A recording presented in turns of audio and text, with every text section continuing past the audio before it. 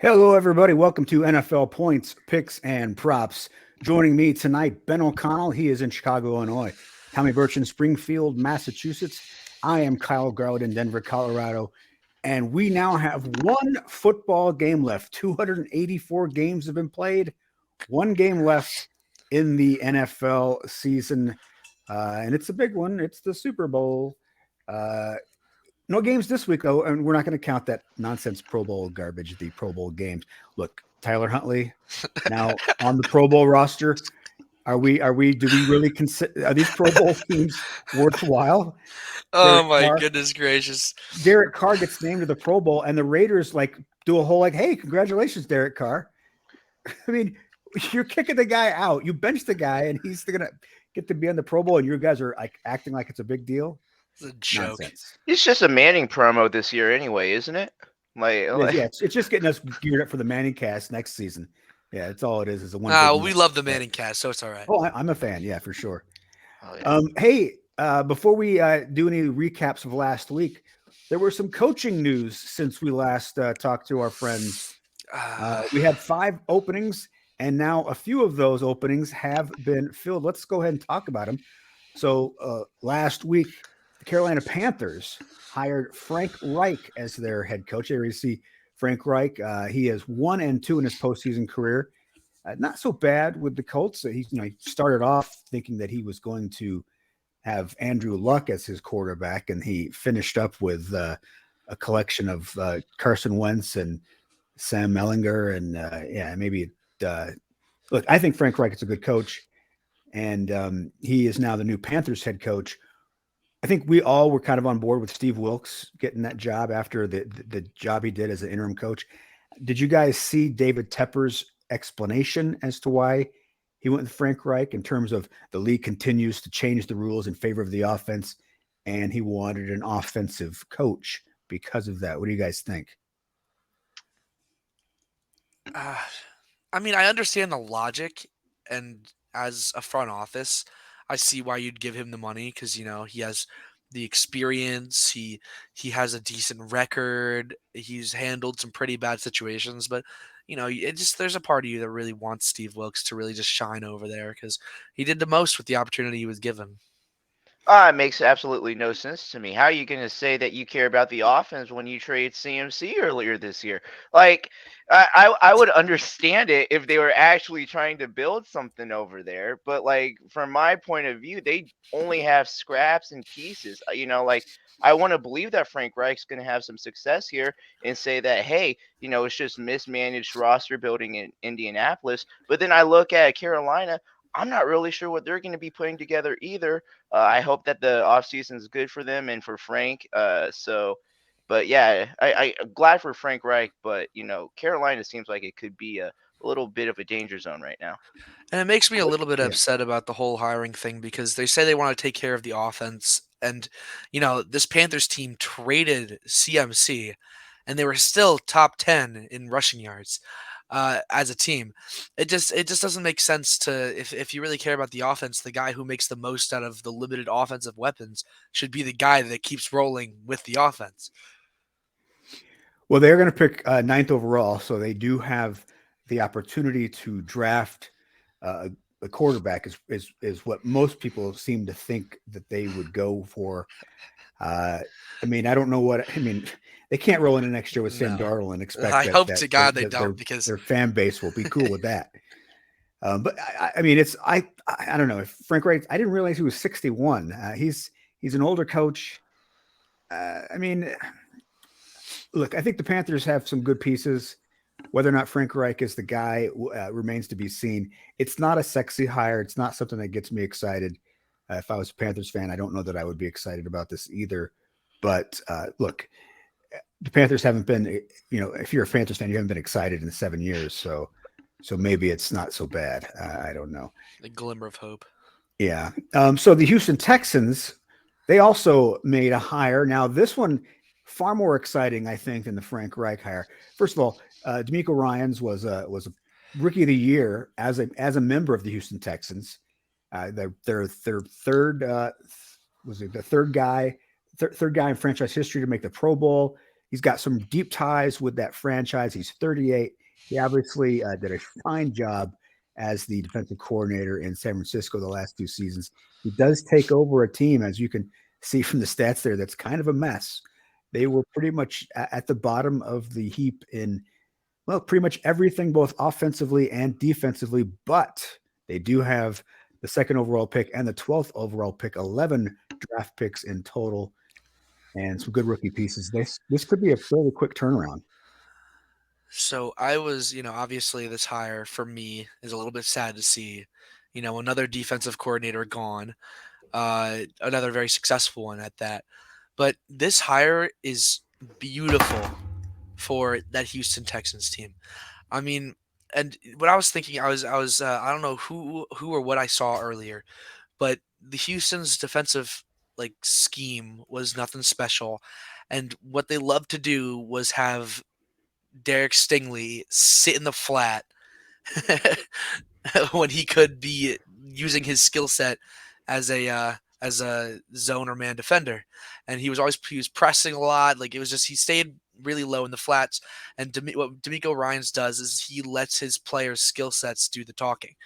I mean, we had Dre Greenlaw and Fred Warner as the linebackers, and they're both more athletic. Like they've got swift hips, they can move well, but they're not particularly the best pass rushing linebackers. So, what he lets them do? He lets them drop into coverage. He lets them flip their hips, get moving because that's where they're best, and they get a lot of tackles because they can fit well into their gaps. And he makes the most out of the talent that he has, and I feel like he's going to make the most out of Stingley, and we might see an incredible sophomore year from him. Yeah. What I love about this is just situationally, I think it's a great fit. Being a former Texan, meaning so much that organization already, you know that you're going to have some leniency in your first couple years to kind of just get that program rolling to start that rebuild. You know that the pressure isn't on as much to someone who doesn't have that history with the team, right? So, yeah, I think that this is absolutely a great hire, and I think this is probably where I liked him going most, going into the whole search, matching coaches up with teams. So, yeah, no, I love this. Yeah, I mean he's 38. He's got ties to the area. His wife is from there. He obviously played with the team. This is a long term hire. They are hoping that D'Amico Ryans is their head coach for many years to come. It's not, and he got a 6-year contract. I think he saw the number of guys that were one and done there in Houston, and he said, "Now I'm going to get some security from you guys. I want a nice long contract." The team wants him there as well, so I like this hire. And yeah, so I think it's all good news for the Houston Texans. The other coaching news: the Cardinals have yet to hire somebody. The Colts have yet to hire somebody, and I believe that is the only other coaching news. So we can go ahead and move on. I don't Whoa, think there was whoa, anything. whoa, Kyle.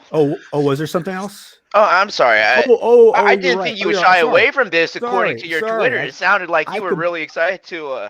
You had some thoughts on this one, I Kyle. completely forgot about this. This was such a non-story. It just blew past me.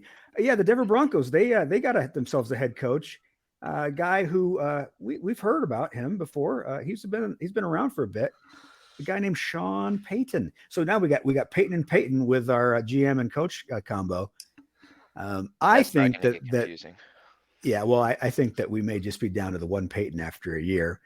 Sean Payton, obviously a pretty larger than life force, Super Bowl champion back in Super Bowl 43, or 44. What was it, 44? I think it was 44.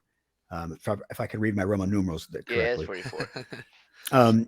And he takes over a team that was pretty good on defense, obviously not so great on offense, but this is a guy who, look, he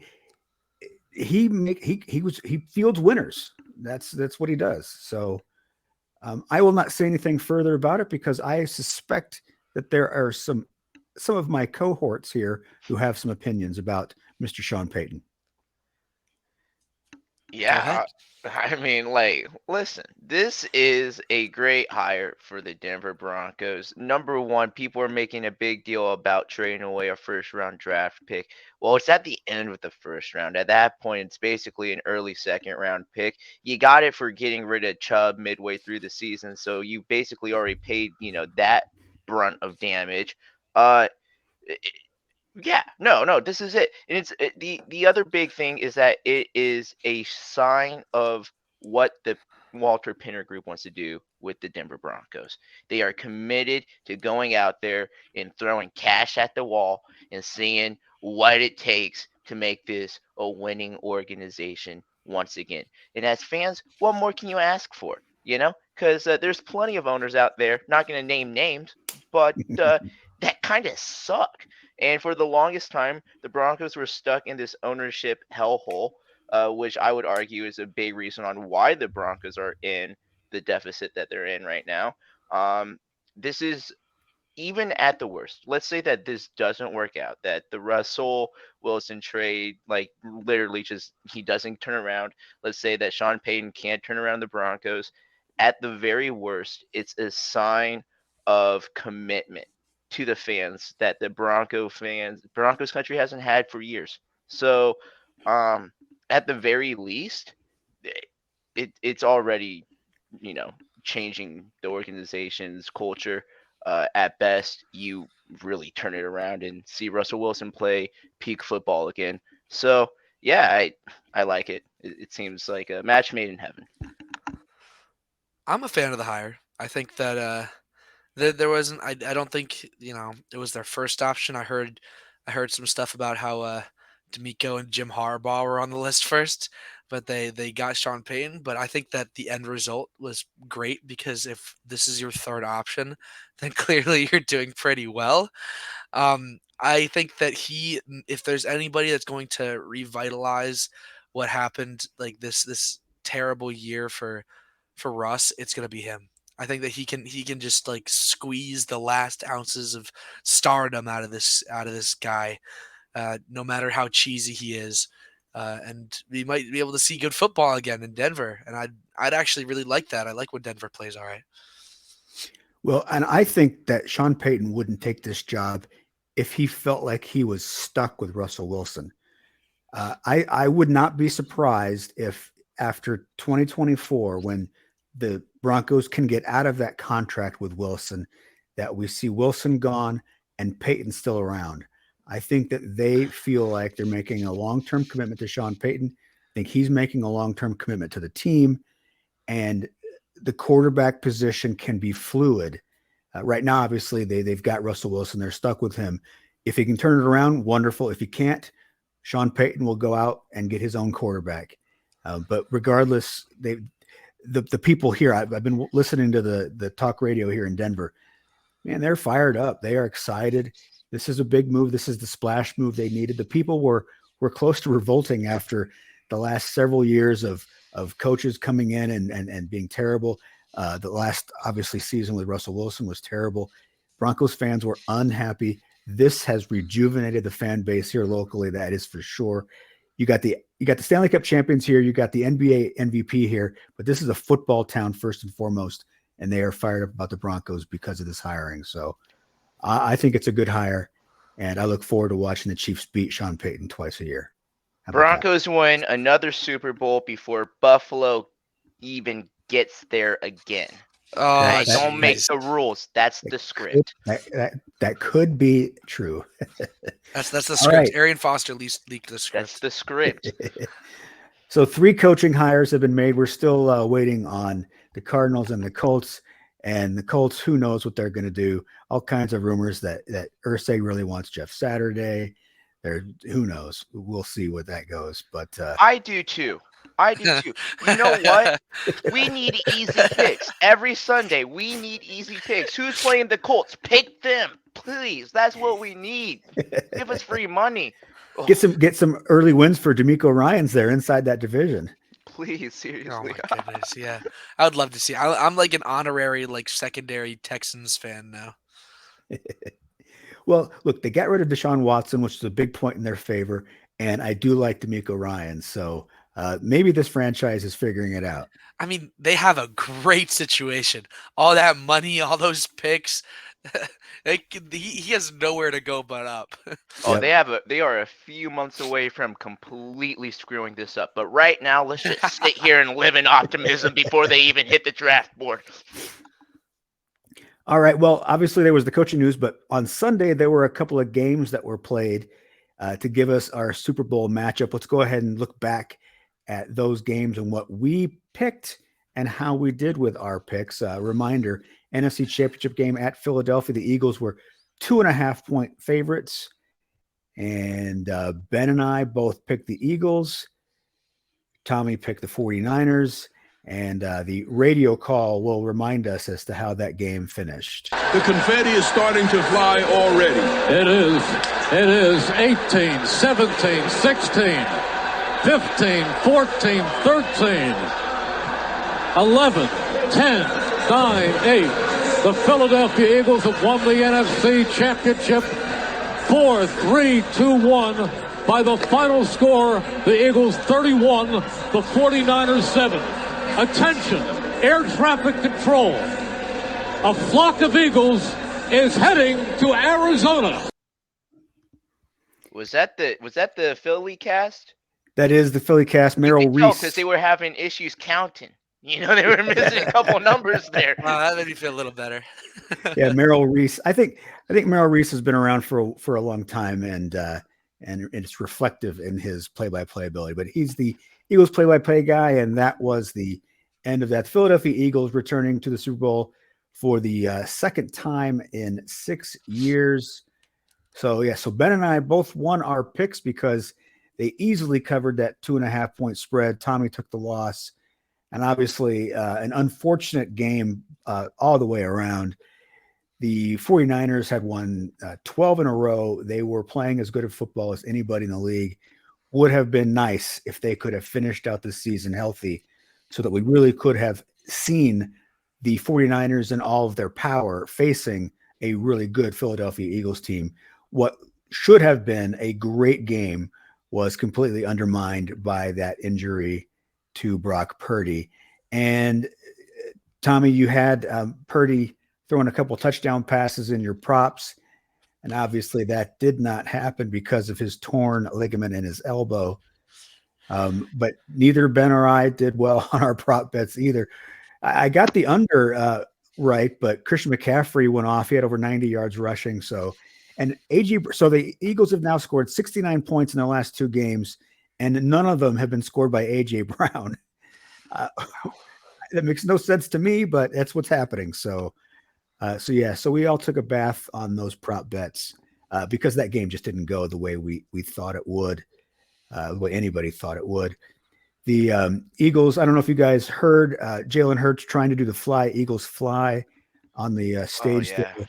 Jalen Hurts can do a lot of things well. He cannot sing well, and so it was nice. It was nice to see him be human up there. And Can't wait for him to be on The Masked Singer. And did you guys see this? The Empire State Building. Oh my goodness! Turning its colors green this made me so upset. and white. And boy, did they catch him. You are in New York City. You hate Philadelphia. You hate the Eagles. What are you doing? Empire State Building. Come on. I saw someone say that they probably had it programmed for the Jets, but they just ran out of hope. You know, they just like might as well use it now. You know. Jeez. Yeah. So they caught some serious heat for that. Let's talk about the 49ers now. Their season is over. They've got a couple of things to think about, and I want to throw out these topics and let you guys decide what you want to do. So obviously it's the quarterback situation is probably the biggest thing. We hope that it's going to be about a 6-week or 6-month recovery for Purdy, which would make him ready to go by training camp. Trey Lance has had a second surgery, although they say that he should be okay by OTAs, or that's what they're hoping for. But Trey Lance has played, 3 games since 2019? So where and I know this time it's break your heart, but Tom Brady's now off the market. He is not going to become. He's not going to fly in and become I don't the care Bronco about or become the 49ers quarterback. I know you were really hoping that was going to happen. Yeah, I'm so upset that I don't have Tom Brady on my team for a 1-year stint. Like I don't care. So who's the quarterback in 2023? All right. Well, I think realistically, if we're talking about like unless we go out and get somebody in free agency or get like a short term starter, so we wait for these guys to really get fully into motion. If that doesn't happen, I mean, Trey Lance is probably his road to recovery seems a lot more set in stone and quicker than Brock Purdy's. And we drafted him third for a reason. The guy has a lot of potential. He has great arm talent. He doesn't make the best decisions at times, but we only saw a very small sample size. So I'm not going to say that he's like going to be bad starting. I'm not going to say he's going to be good, but there's some hope. But if anybody's going to start next year, I feel like if the odds are probably in Trey Lance's favor. You know, I think that Trey Lance probably should be the starter. Uh, I also think though that you have an issue with kind of the outlook because of how good Brock Purdy looked. And it's going to be hard to just if Trey Lance ever looks bad, for two drives, back to back, the crowd is instantly going to start chanting for Oh Brock, my God. You heard right? about Bailey Zappi. He played one game and the whole Patriots kingdom, every time Mac Jones plays, has one bad throw. Zappi, So Zappi. here's what I would do. Call me crazy. I try and shop Trey Lance to Baltimore. I think that Trey Lance fits that scheme. I think that Harbaugh would have plenty of use for Trey Lance. It gets them out of having to pay big bucks for Lamar, and then you can keep Brock as your starter. And if it doesn't work out, hey, it doesn't work out. But you're also paying him dirt probably, so you can also keep a couple more and offer a little bit more to the players that you are their contracts just ended because you guys have quite a few, I think. So in a perfect world, that's what I would try and do, to try and just kind of alleviate controversy, to kind of just ease everyone, put everyone into good situations. But if you're going to keep both quarterbacks, I think Trey Lance would probably be my pick, because you look silly if you have the third overall pick sitting on the bench. So yeah. Well, and he's in his third year now, or he will be next year. And that's the third years when you really need to know what you have. You need to know if he's the future. So they have to play him for them to know. They can't have another season where he is plays sparingly, because you just have no clue. And what he needs more than anything is just reps. Like you said, Tommy, he's got all kinds of physical talent in his body. He just doesn't have the experience at this level. And it's not his fault. I mean, obviously he was going to be the guy this whole year. And then in his fifth quarter of play breaks his ankle. I think he's got to be the guy. Brock is only going to be a second year quarterback. You've got this comfort in knowing that your backup quarterback can win you football games and be very good and comfortable in this offense. So if there is a problem with Lance, you've got that safety net valve right there, but you got to find out what you have in Trey Lance. One other note about this offseason for the 49ers, Nick Bosa is now ready for his contract extension. He is in his last year, and yeah, he is going to get money. I saw Spot Track was estimating that he's going to get around $27 million per year. And look, he was rookie of the year. He's been all pro a couple times. He's likely to be the defensive player of the year this year, or he's certainly in the running.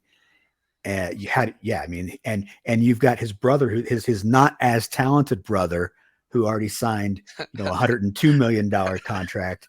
So Nick is going to reset that pass rusher market, and he deserves it. I mean, nobody else on the 49ers had more than 5 sacks, and he led the NFL with 18.5. All you had to do was stop Nick Bosa, and you could stop the 49ers pass rush, but nobody could stop Nick Bosa. So yeah, he's going to make some serious coin, and deservedly so. All right, on to the AFC game. Kansas City Chiefs at home were underdogs to the Cincinnati Bengals, the Bengals who had decided to call the stadium Burrowhead because Joe Burrow had recorded one win at Arrowhead Stadium, reminding us who we all chose. Well, Tommy and Ben thought that it would be Burrowhead continuing. Somebody had faith in Patrick Mahomes even on one leg. And let's have the Mitch Holtis remind us as to how that game. Here's the squib. It bounds in front of the receiver. Clock now. They're going to throw it across the formation, and it is caught over there now, slipping, and the Chiefs will tackle him. This game is over. This game is over. You can doubt the Chiefs. You can dislike the Chiefs. You can disrespect the Chiefs. You're going to have to deal with the Chiefs as the AFC champions. And for the third time in 4 years, Lamar Hunt Trophy, the trophy named after this franchise's founder, is back in Kansas City where it belongs. What a gutsy victory. Grab a bucket of guts. The Chiefs are going to end the season where they began the season, in Glendale, Arizona, and Super Bowl 57. Yeah, so the Kansas City Chiefs, 23-20 victors over the Cincinnati Bengals. As Mitch told us, it's the third Super Bowl in 4 years for them. I got the W there. Both Tommy and Ben took the loss. Our prop bets, well, Tommy was the closest because he did predict that it was going to be a passing night for both quarterbacks. Mahomes went well over 275. He was over 300. Joe Burrow, however, came up a little short. That was a loss. Jamar Chase did not get in the end zone, nor did Cincinnati win. That was a loss. And Isaiah Pacheco had a touchdown, but it got called back because of a holding penalty. And so my prop bet lost as well. Favorite moments after the game. This is the great Neil Smith lighting a victory cigar for Frank Clark. Perhaps my favorite moment, though, Creed Humphrey and Jerick McKinnon running out into one of the Arrowhead bars, grabbing some cases of beer and taking it into the locker room. Apparently, they didn't want to just drink champagne. They wanted some, Michelob Ultra, because obviously Creed Humphrey watching his figure there. And then the Empire State Building, once again, I think because they were like, well, no, we didn't just we weren't just honoring the Eagles. We were honoring everybody. So they went ahead and honored the Chiefs as if it was all in the part of the plan. But as you can see there, where they talk about that hurt us more than it hurt you, they obviously heard the comments about the Eagles colors, and so they tried to cover their tails. But no, Empire State Building still a big loser from that night. Cincinnati Bengals season is over. Joe Burrow do a big contract this offseason, but Jamar Chase is still going to have another year where he's still on his rookie deal. T. Higgins also do a contract now, and they've got a number of free agents on defense. Von Bell, Jesse Bates, Eli Apple, they're basically the core of their secondary, all free agents. What do we see about the Cincinnati Bengals going forward and where they sit in this AFC power struggle?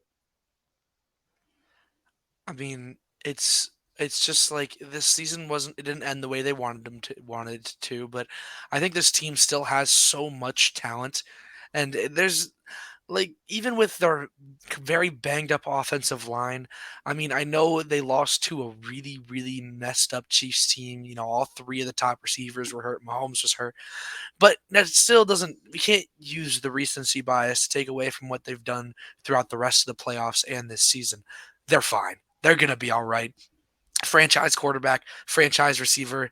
They have a defensive back who won't shut his mouth. But other than that, he can't shut down a receiver for his life. But I mean, let's just hope for the best with these guys, except for Eli Apple. Listen, Congratulations to the Chiefs getting to go compete for their third Super Bowl, which would, by the way, tie them with the Broncos there. So, we are hoping that you guys can, in fact, catch up. And it's great to see Neil Smith there, as long as he remembers what team he got those rings with. Okay, continuing on to the point. Listen, this Bengals team, if you're gonna lose, this is the way you want to lose. So in a fashion in which that you can cry about it and blame it on anyone except for yourself. And boy, did they get one. Listen, I'm not going to take anything away from the Chiefs. I do think that there are some questionable decisions by the refs throughout the game, which obviously brings, it's sad, sideway it's sad when at the end of a great game, the number 8 thing trending on Twitter is NFL rigged. That's all I'm gonna say about like I just wish we were in the game had ended and been in a way where we were just talking about how great the game was, because genuinely one of the best championships out there, man. That was one hell of a game. The Chiefs looked great, and the Bengals looked also great. Let's not take anything away from them. Throughout this season, throughout the game, they looked just as competitive as they always have. This is the peak of Cincinnati football. I'm sure they'll be back. Not sure if they'll ever win a Lombardi, but they can keep hoping, right? So. Well, yeah, I look at the rest of that or the AFC North there, and the Browns are going nowhere fast. I'm not convinced that Kenny Pickett is going to turn into this franchise quarterback. I think he's going to be a game manager, or maybe a pretty good game manager at that. But I think the Steelers are not about to become a power. And if the Ravens really do lose Lamar Jackson, they're going to take a big step back. And so I think you have to look at the Bengals right now and say they are easily the best team in that division. They should easily win that division again next year. And that then puts them in the running for a top 3 seed. And if they can get a top seed and not have to go into Arrowhead Stadium, that may be the difference between winning and losing. They can host at the Jungle. Look, these games all come down to the four games the Chiefs and Bengals have played in the last 13 months have all been field goal games. 3 of them have ended in the last 10 seconds. So, yeah, they're obviously right there. They're right there on the precipice. You got to wonder a little bit Burrow's going to get $50 million a year. If Aaron Rodgers is making that much money, Joe Burrow should make that much money. You got Burrow, Herbert, and Tua, and Jalen Hurts are all due for contracts this year. Burrow's got the best resume. Burrow's the one who gets the biggest one. I think he's the one who resets the market, and deservedly so. I mean, he has proven to be that guy that can take you to the promised land. I mean, they were super close to winning it all last year. So, yeah, this Bengals team is going to be fine. They're going to win 13 games next year, and they're going to be in the running for the top seed. And it would be not a surprise at all if for the 3rd year in a row the Bengals and Chiefs meet in the AFC Championship game. 2 things really quickly. Out of that list of quarterbacks, I think Burrow is definitely, in my opinion, the one that's most likely to take a more team-friendly deal. I think that Burrow is more concerned about getting that team, a Super Bowl than necessarily his own pocket. It's his hometown team, all that stuff. Second, let this be a lesson to the Cincinnati Bengal fans. Hey, act like you've been there before. Next year, don't poke the bear. If you know Patrick Mahomes, you know that his number's 15 because of his draft pick plus his college number. Maybe he's not the petty dude you want to get mad. Hey, maybe wait till after the game to say that you're his daddy. You guys need to work on this and act like you've been there before. I know you haven't, so it's very, very exciting for you guys to get this far. But let's just calm the brakes here, and next year, play with some respect and see what happens. Yeah. Speaking of acting like you've been here before, I'm going to go back to the Niners. How about you stop putting stuff on the Rocky statue? Please. It never works. You have been here before. That's the problem. And there was really old people just dancing around that Rocky statue with their Niners stuff on. You have been here before. Stop acting stupid. Yeah. I want to win football games. And when you do stuff like that, both my quarterbacks get hurt. Hey, when you get outclassed by the Philly fans, you know you got an issue. Yeah. You Oh, yeah. know And you got an issue. that pole grease did not help at all. I'll tell you that much. One final note on the Bengals. It was Mike Hilton who coined the phrase "Burrowhead." Mike Hilton gave up 8 catches on 9 targets for 133 yards and 2 touchdowns in the AFC Championship game. So, if you're going to talk that kind of smack, you best back it up on the field, and he did not. And that's and the mayor. What's the mayor of Cincinnati? Yeah, like Travis Kelce said, know your role, and your role ain't commenting on football games. So You anyway, Super Bowl. jabroni. You got to fight Jab- for your right Mayor to Jabroni over there. party. So we will talk about the Super Bowl matchup next week. All of the prop bets, all of the goodness that is betting on the Super Bowl, that will all be next week. We are done talking about those 2 teams for now. Well, we're going to talk about the best players in the league. It is going to be time. It is now time for our NFL awards portion of our show.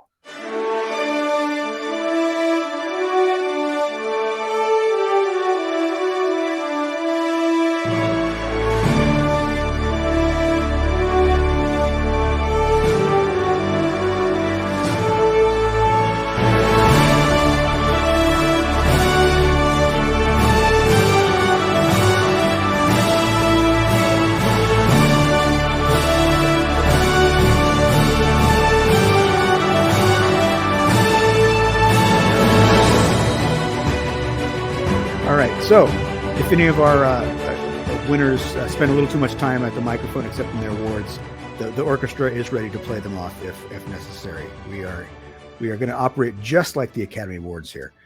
So the first award, it's the Most Valuable Player Award. These are the odds from the preseason as compared to how they are currently. Patrick Mahomes was paying plus 800 back in August. Josh Allen plus 900. Those were the 2 favorites. Joe Burrow right behind them at plus 1,200. Jalen Hurts was at plus 4,000 when the season began.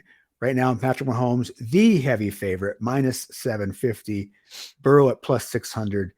Jalen Hurts, if he hadn't gotten hurt and hadn't missed those couple of games, we would see that odds number much, much tighter than it is. He's at plus 1,500 right now. In fact, back in early December, he was the leading the favorite for the award, but then Mahomes has passed him since then. And we all agree that Patrick Mahomes is going to win the award next week when it is handed out. And we all agree that he is the one who should win the award. Led the league in passing yards and passing touchdowns. Okay, so since we're all in agreement on who's going to win the award, who do you think was the second best in the MVP race this year?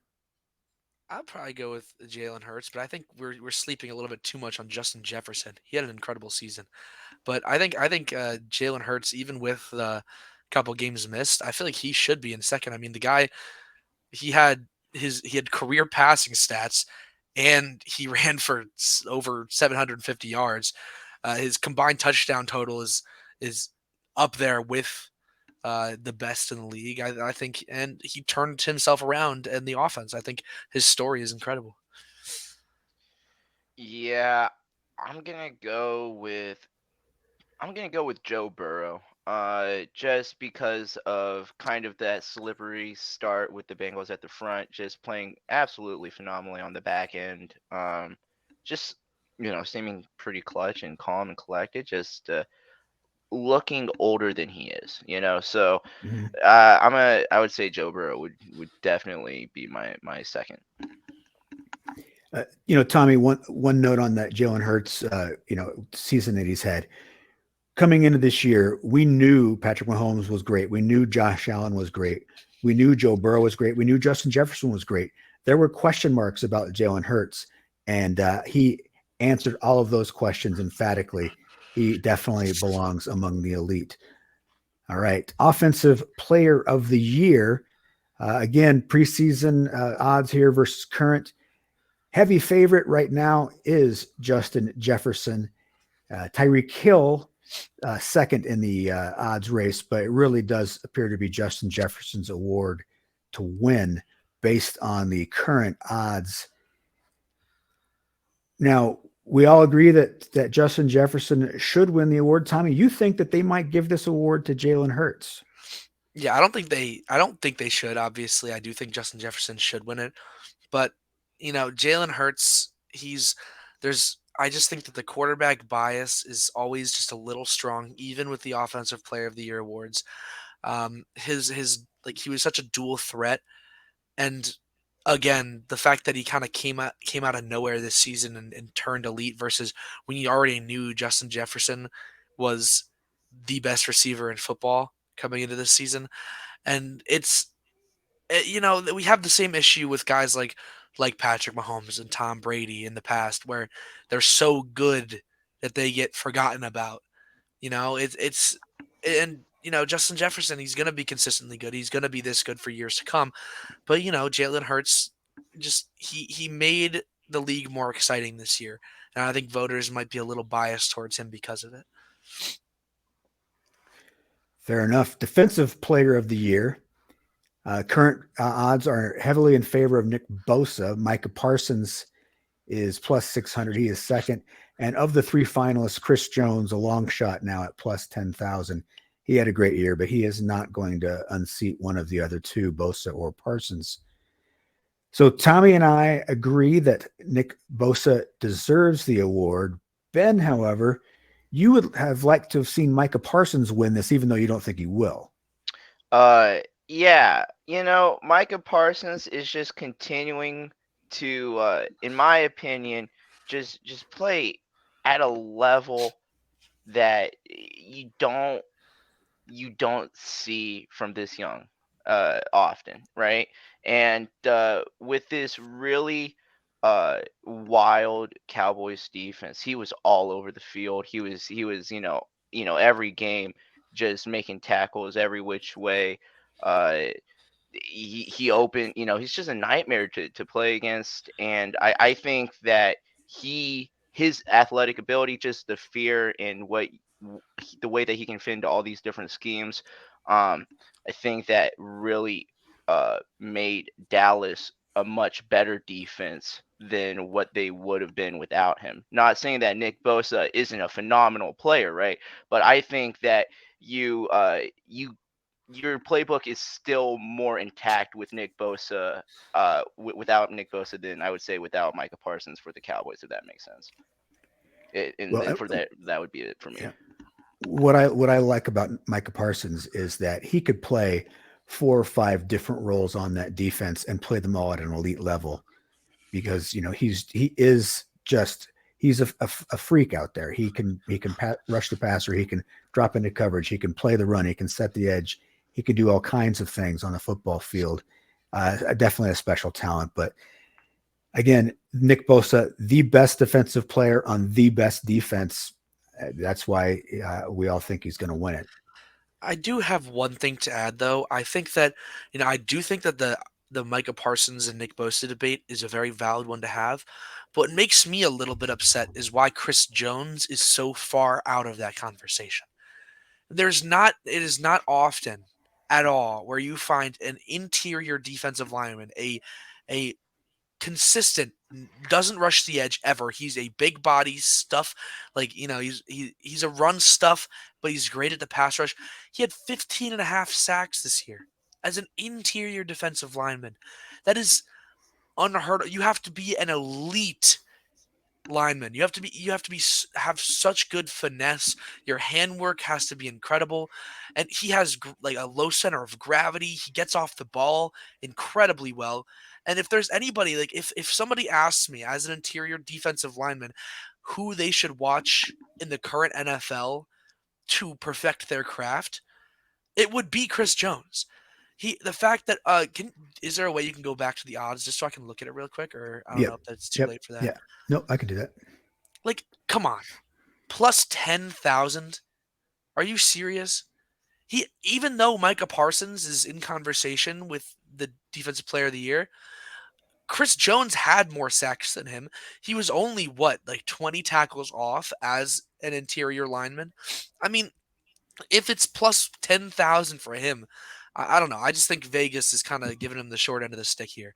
I think he should be plus 5,000, maybe even less than that. Well, he's got longer odds now than he did when the season started, and he had a great year. It's ridiculous. You know, I think the reason that Jones sometimes gets forgotten about is because he has for the last several years lived in the shadow of Aaron Donald. Jones he's not been the best tackle in football because Aaron Donald existed. Aaron Donald gets hurt, doesn't have a good year this year. All of a sudden, Chris Jones is the best tackle in football. But we just well, he's only there because of Aaron Donald being hurt. But Chris Jones has been pretty damn good his whole career.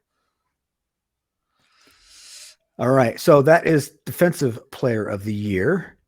Now we go to offensive rookie of the year, and we start to get it a little more interesting. No real heavy favorite. Garrett Wilson is clearly the favorite here, but all three of these guys are paying decent odds. This could be a surprise come awards night. Got Garrett Wilson, Kenneth Walker, the running back for the Seahawks, and of course Brock Purdy. Now, Tommy, you and Ben think Purdy will win the award. I think Garrett Wilson will win it. Tommy, you think Garrett Wilson should win the award.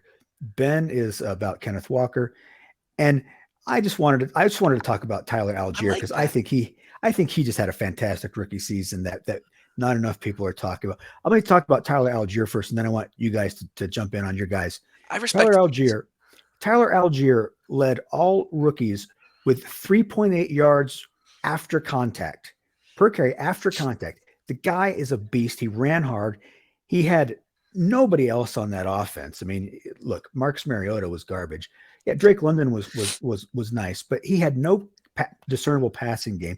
He was splitting time in the backfield with Cordell Patterson, and Algier only finished like 40 yards behind Kenneth Walker on the season.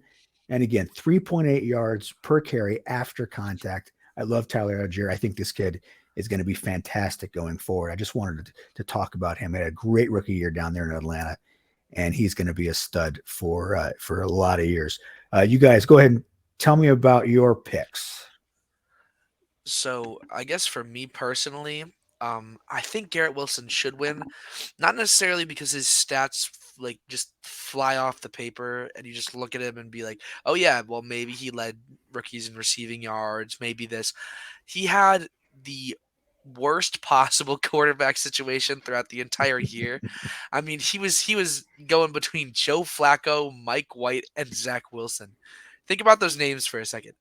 The fact that this guy can still put up 1,100 yards with those quarterbacks, imagine he gets an Aaron Rodgers type. Imagine he gets a real decent passing quarterback that isn't going to be riding the bench or on practice squads for any other team in the league. And he made the most out of the situation. However, I am upset about this. I love my Niners and I love Brock Purdy, but I feel like he's going to win, and I don't want that to happen. Just for the sake of the game, just for the sake of the integrity of the award. You know, the guy didn't play like his stats. Yes, he had good statistics. He won a lot of games. He made an incredible story. But was he the best rookie? He had an incredible system around him. He didn't play enough games. He only has 1,300 yards on the season. He it just you can't like even there were rookie quarterbacks like Kenny Pickett, who had 2,400 yards on the season. And yeah, his touchdown to interception ratio was flip flopped, but at the same time, he played more. He was just on the field. I don't know. It feels wrong to give Brock Purdy the award with how little he played. Maybe if he started the season like that and played the whole year, yeah, he'd be the favorite. He'd be minus 2,000 for the favorite right now. But that wasn't the case, and it wasn't going to be the case. So I feel like Garrett Wilson just makes more sense. I like to think that in the NFL, you know, was it marketing, team? They got a guy named Chuck, and one day he came up with the idea, hey, They're already memeing the guy who gets drafted last and calling him Mr. Irrelevant. What if we just like super brand it? And then eventually, statistically speaking, right, one of them's got to pop off. And then boom, it's Brock Purdy. And I he stepped up in big games. I think that the weight of the games that he played in the performance underneath the pressure in the circumstances goes a long way in voters' minds. I'm gonna say I think Kenneth Walker probably should get it. Homeboy was carried the rock well and kept Seattle's offense. We talk a lot about Geno Smith and the year that he had, but that comes to discredit that we end up discrediting Kenneth Walker, who was I don't think a lot of people realize that this dude rushed for over 1,000 yards this year. He's averaging 4.6 a carry, like that. kind of crazy for a rookie. In a on a team in which he was asked to play a bigger role than I think he was necessarily expecting coming out of college when he declared for the draft. Got put in a great situation, played out of his mind, had a great opportunity. My heart also says that Garrett Wilson should get more respect. I think that what hurts him, unfortunately, is that it's just harder to look great as a receiver with bad quarterback play. Mhm. You can't score touchdowns unless you can count on the quarterback to get you the football. And unfortunately, it just wasn't clicking for the Jets, down the stretch. Which is a shame because Garrett Wilson really did help keep that Jets offense really going, and it really was, at times, the life, the bloodline of that offensive unit. Fortunately, just wasn't getting it. I think that he will at someday be like a Justin Jefferson type of receiver. We're going to be like talking about him like crazy, but until then, it's just unfortunate and bad situation, but also a very deserving player. Well, if Brees Hall doesn't get injured, Garrett Wilson might not even be the best offensive rookie on that team. He got off to a terrific start, and then he goes down, and then that changed the whole complexion of their offense. I think in terms of the Brock Purdy question, it really comes down to what does the award mean? Is it for the best player of the year, or is it for the most impactful player of the year? And I think Brock Purdy was the most impactful rookie because, without Brock Purdy, the 49ers are not the 2 seed. He put them into, now it's a regular season award, but he put them in a position to where they could cruise into the NFC Championship game. If Brock Purdy doesn't perform at an elite level like he did, that doesn't happen. I think that his impact on the season is undeniable. But Kenneth Walker as well. The Seahawks don't make the playoffs without Kenneth Walker having a great season as well. So it's going to be interesting to see who emerges from that award, because all these guys are deserving, and you can make a case really for all three of the finalists. Defensive Rookie of the Year. Now, the seasons began, Aiden Hutchinson of the Detroit Lions was the favorite at plus 500. Back then, he was Ahmad Gardner because Sauce Gardner said he needed to re-earn his nickname in the NFL. Well, he is the first rookie cornerback to be first-team All-Pro in 41 years. Tommy, do you know who that last one was? That the guy was 41 years ago? No, please tell me, Kyle. Enlighten me. It was Ronnie Lott. He was a cornerback before he got moved to safety, before he became your Hall of Fame safety for the San Francisco 49ers. He was the last rookie corner to be first-team All-Pro, and now Sauce Gardner, first-team All-Pro. And as you can see, minus 1,200 on him to win the award. Aiden Hutchinson had a great second half of the season to put himself back into the conversation, but we obviously all agree that Sauce is going to win the award, and he will be known as Sauce going forward, because terrific season there for the Jets. Incredible. Any thoughts about rookie defensive players that maybe we haven't talked about enough? Rookie defensive players. I mean, I think Aiden Hutchinson, like as we talked about, the second half of the year was great for him. I think that, barring injuries, Derek Stingley would have been in this conversation. and also systematically. Still had a great year when he played. But I mean, Sauce Gardner, come on, man. He had didn't he lead the league in pass deflections with 20? The Yeah, guy he's fantastic. the guy is unbelievable. He is the New York Jets, right? Like without Sauce Mhm. Gardner, they are not looking, and trying to compete for a playoff spot and being so dominant early on in the season, right? Because he was good from the first snap. And that's crazy that you find a player that's like that. It was just a shame for the other defensive rookies because unfortunately, how can you live up to something like that, right? I think Aiden Yeah. Hutchinson probably would be getting a lot more praise if it wasn't for Sauce Gardner, because he had an excellent year too. But yeah, dude, Sauce, you earned your nickname. Congrats.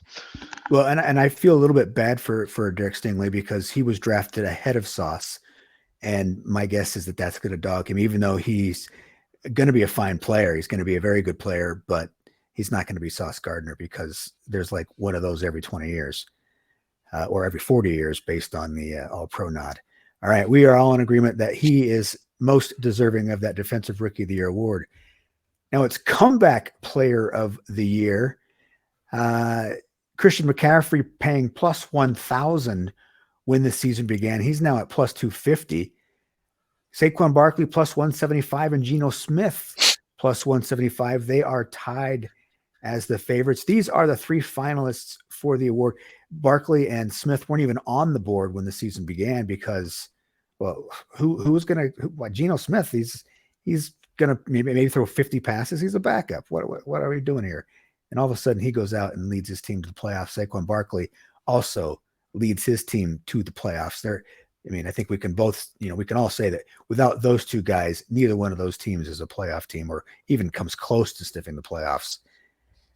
Our picks, both Tommy and I think Geno will get the award. Ben is on Saquon. So Ben, go ahead and you start us off since you are the lone wolf on this. Consistency.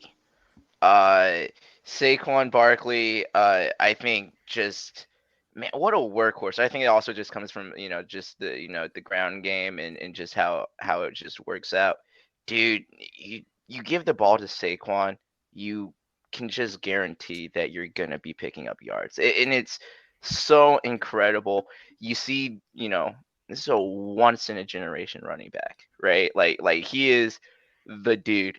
And he's going to be coming to Denver. So, we're just going to welcome him with comeback player of the year.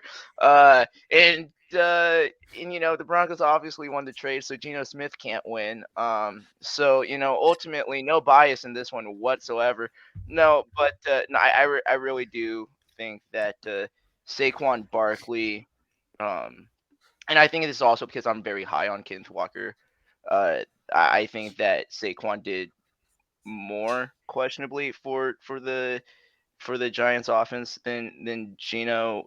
I'm not saying that Geno Smith didn't do a lot for that because he popped off multiple games. Don't get me wrong.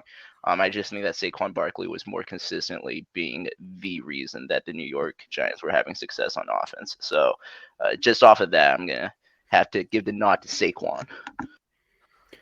Well, Tommy, I know you have a soft spot for former backup quarterbacks, so please explain to Ben and why you and I both picked Geno. So when it comes to Geno Smith, right? I mean, I respect Saquon, and I think that he did incredible, and he deserves to be in this conversation. But we knew that Saquon can be like this. We knew that Saquon can be an elite running back.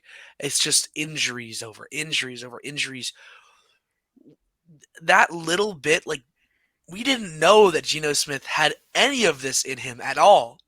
We expected him to be a backup this season. We knew that Saquon was going to start the year as a starter. He is the guy on that team. Even when he was hurt, we knew that he was going to be there. He's going to get a lot of reps. We didn't think Geno was going to touch the field at all except for garbage time or if injuries happened. And then Geno Smith goes out there and throws for 4,000 yards. He had his best season by far, easily, And it's just like he had 4,200, 30 touchdowns, 11 picks. I mean, we expected him to have 0 yards, 0 touchdowns, and 0 picks. You know, the guy, Saquon, like at his worst, probably would have had what 550, 60, 600 yards this season.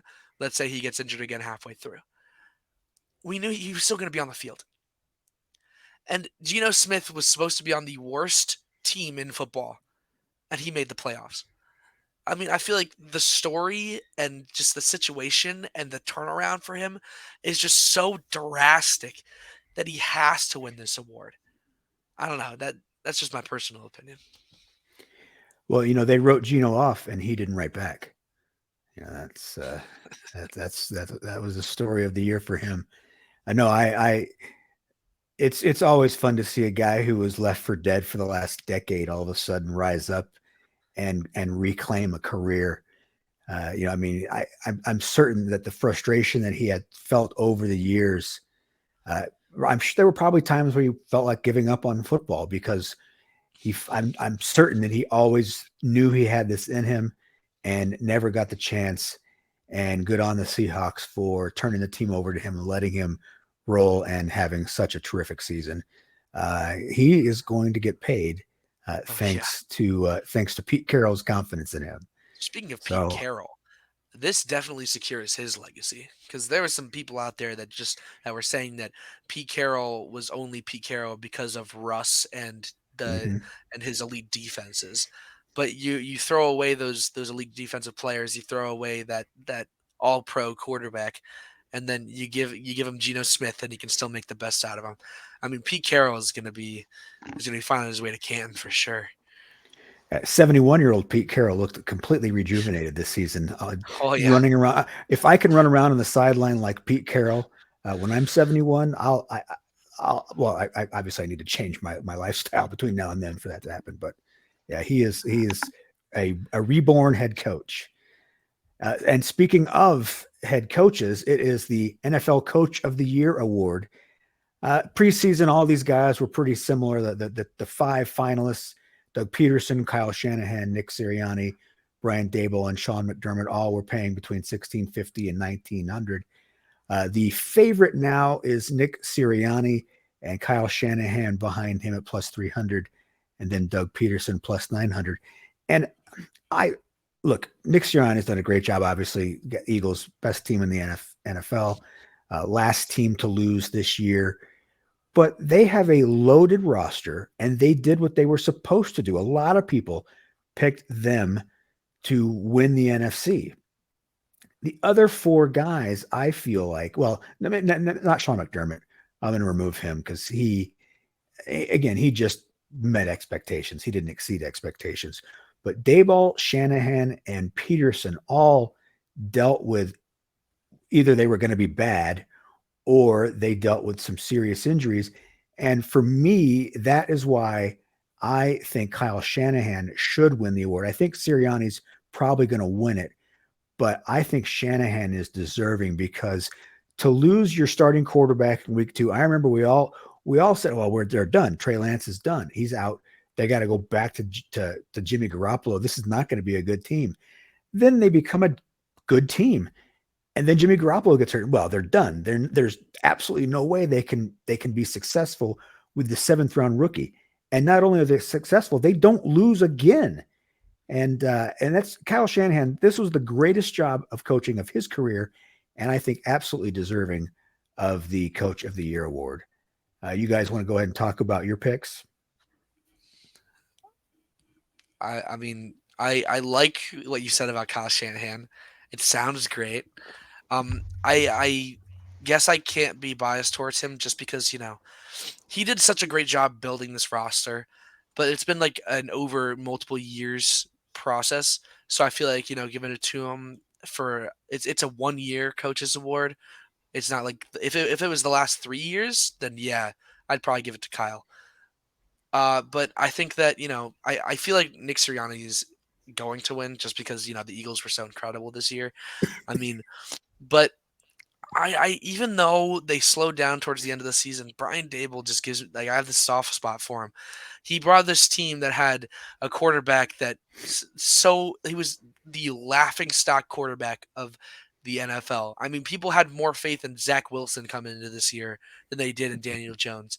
He had an on and off the field Saquon Barkley. He kept this team, healthy, strong. They've just run through so many different coaches and they weren't finding any success, and they come out and make the wild card. 9-7-1. I think that it's a testament to what he has done for this organization from every level. His completely changing the schematics of the offense and how the defense are run. It worked so smoothly. It was like clockwork, and they pulled out some tricks. They were exciting. And when's the last time you could say that you watched the New York Giants and you actually got excited? I mean, we watched Jalen Hurts. We knew we didn't know he was going to be elite, but we knew the type of player that he was as like play style wise, and it was exciting. We knew he was going to be exciting. But Brian Dable made excitement and adrenaline and made us want to watch New York Giants football. And that's what I think gives him the spot. You are completely correct that the New York Giants were a complete desolate team, and it was hard to be a fan of them. But you know what team was even harder to be a fan of? The Jacksonville Jaguars, the laughing stock of the NFL. And though they had the anointed one, Trevor Lawrence, and a great young roster, many came into this season under, with, low expectations of this team, underestimating what this team could truly be. And you know what? They were low key disrespecting Doug Peterson, a Super Bowl winning coach who would end up going to this Florida town and reviving hope in their football team once again. Fear the Teal. Doug Peterson. No. It's not a town. It's a county. Oh yeah, Duval. Duval. Duval is back in business. All thanks to Doug Peterson. I think we were ready to write them off early on. And you know how long throughout this season people were just assuming that the Tennessee Titans were going to win the AFC South because of who the teams were. Identity and brand. You are used to the Jags sucking, so you cannot conceive of the Jags coming back and beating the Titans. Everyone just assumed from day one that the Titans had this division on lock. And then the Jags, a very young Jags team, played very clutch football down the stretch, ends up taking the division. I love if you listen to the show, you already know I love what they have cooking down there. Oh, yeah. Be wrong for me to not just with my full chest tell you. Doug Peterson, Coach of the Year. Well, it's just the third time in history that a team has gone from the number one draft pick to a division champion in one season. So yeah, I'm a Dougie P fan. I think he had a great season. All of these three coaches are deserving. In any given year, they could win this award. It'll be interesting to see which one of them does. We're going to go ahead and break up the assistant coaching awards. Now, the NFL does just a generic one assistant coach of the year, but I think coaching defense and coaching offense are very different. And so we are going to pick an offensive coordinator of the year and a defensive coordinator of the year. And on the offensive coordinator, we all agree that Ben Johnson of the Detroit Lions deserves that award. And I've added some of the Lions offensive stats here on this board just to highlight just how good of a season this Detroit offense had under Ben Johnson. They're fifth in points, 23 rushing touchdowns, good for third in the league. Fourth quarter points, they were second in the NFL in fourth quarter points. This team did not ever quit. They were first downs per game. They were sixth in the NFL. Passing yards per attempt, sixth in the NFL. I mean, top 10 in all these things. Offensive DVOA, fifth. Offensive EPA, sixth. And then in total yards for the season, the third best offense in the NFL. And Jared Goff was the quarterback. This was a guy that the Rams paid to get rid of. And he had this kind of a season under Ben Johnson in Detroit. Just fantastic. It's why we loved watching the Lions this year. You guys want to go ahead and wax on about Mr. Johnson. I love the guy, and I think I can't wait to see what he does next year when he's got the healthy Jameson Williams added to that offense. I think we also need to remember that their number one running back was hurt for a decent portion of the year. Got 50 less carries than he did last year, and we were expecting him to be that guy. We were expecting him to finally hit that 1,000-yard mark. DeAndre Swift was supposed to be like a lot of people had him drafted in the first or second round in fantasy just because they really thought he was going to be next level. And then you take out your what's supposed to be your best offensive weapon, and then you leave him with a faulty Jared Goff, a receiving core that hasn't made a name for themselves except for 1 year of Amon-Ra. And then they go out there and become one of, if not the best offense in football. Come on now. That guy has to say something, I really hope that he gets genuine consideration for the regular uh assistant coach of the year award. I don't think he's gonna win it, but geez, incredible year But from yeah, Detroit. he is a finalist, so he could. Let's hope that he does. Defensive coordinator of the year. We have some. Well, you and Tommy and Ben both like D'Amico Ryans, and obviously, what's not to like? Defensive DVOA first, defensive EPA first, points allowed first, opponent yards allowed first. They were just fantastic. Takeaways third, and D'Amico Ryan was this reason why he's now a head coach. Just an absolutely fantastic season with the San Francisco 49ers. And, this is a team now that they're the fast track to becoming a head coach in the NFL is to become the defensive coordinator of the San Francisco 49ers. You had Robert Saleh, D'Amico steps in for Saleh, and now he is the head coach. I mean, whatever Kyle Shanahan is doing when he's hiring his assistant coaches, he needs to market that and sell that for a couple of $1 billion because he's got the formula. He turns out some terrific assistant coaches. Now Ben, I didn't do this as a nod to you, but my defensive coordinator of the year is Ejiro Evero with the Broncos, and the Broncos finished 10th in defensive DVOA, but before they traded Bradley Chubb, they were third. They finished the season 9th in defensive EPA, but again, before Chubb was traded, they were first, and they finished the year 8th in yards allowed. And the reason I'm most impressed is they had to deal with the worst offense in football.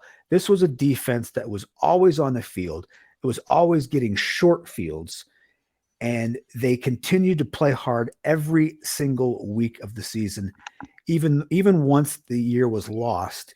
And we all knew the Broncos were not going to be a playoff team. That defense played well, and they played this defense was better than the defense that won the Super Bowl at Super Bowl 50. This is a great Broncos defense, one of the best defenses that I remember seeing over the last 10 to 15 years.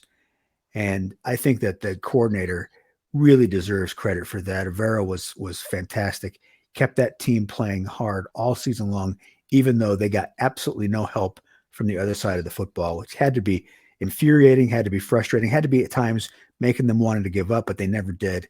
And I was really impressed by the Broncos defense.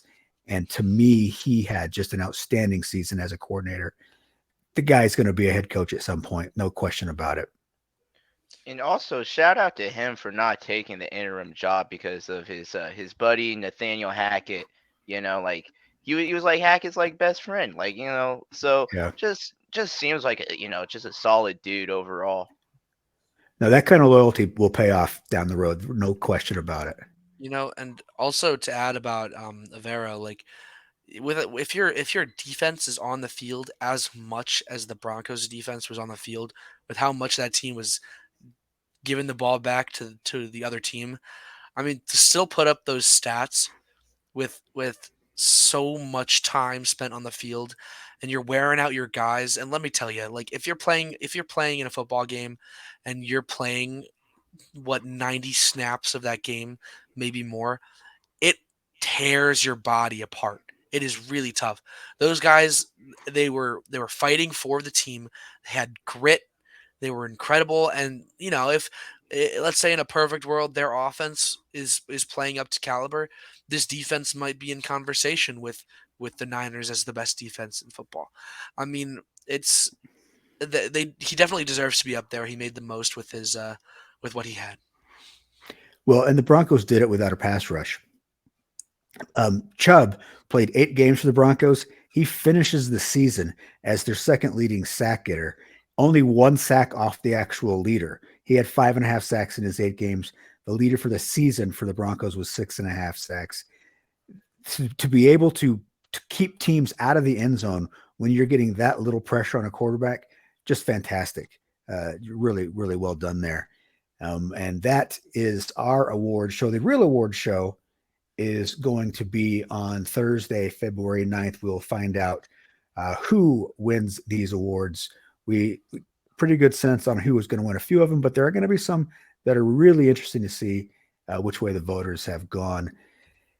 That is tonight's show. We don't have obviously any games to pick because, as we already said, we are dismissing the Pro Bowl as an actual football game. Next week, however, we are going to have our Super Bowl extravaganza, all of the props. I was looking today. There's like, there's a prop on Patrick Mahomes gets over 300 yards, and so wins like the whatever the AT&T Pebble Beach. It's there. They've got the cross sports props that we've got going on where who's going to get more points, the field goal kicker or Luka Doncic, or I love the way they do it. Obviously, the prop that we all love, of course, is the length of the national anthem. We will be giving you our picks for that, obviously, because that's the big one everybody cares about, or the color of the Gatorade that gets dumped on the winning coach. We are going to have a great show next week, so I'm looking forward to that. Thank you so much for joining us. Thank you to my colleagues, Ben O'Connell in Chicago and Tommy Birch in Springfield, Massachusetts. I am Kyle Garlett in Denver, Colorado. Until next week, happy betting. Broncos country is revived.